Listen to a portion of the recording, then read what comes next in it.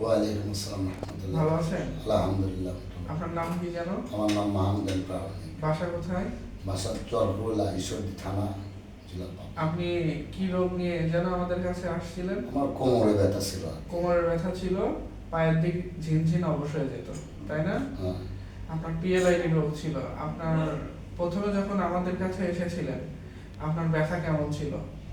মোটামুটি অনেকক্ষণে ব্যথা ছিল। আচ্ছা, অনেকটা ব্যথা ছিল, ঝিনঝিন অবশ্য ছিল। আচ্ছা, আমাদের এখানে আপনি কত সেশন ফিজিওথেরাপি নিয়েছেন? 7 থেকে 8 জন। 8 সেশন ফিজিওথেরাপি নিয়েছেন। এখন আপনার ব্যথা কত পার্সেন্ট আছে? এখন নাই বললেই চলে। নেই বললেই চলে। মোটামুটি 90% নাই। আচ্ছা, এখন আমরা তো আল্লাহ চাইলে আমাদের দ্বারা রোগ ভালো হয়, হ্যাঁ, কিন্তু আল্লাহ আপনি মাফ করুন। পূর্বে যেই কাজ করেছেন, হামুদ দিয়ে কাজ করা এক্সেপ্টার যে কাজগুলো করেছেন, এই জন্য আপনার পিএলআইডি রোগ হয়েছে, নার্ভে কম্প্রেশন হয়েছে।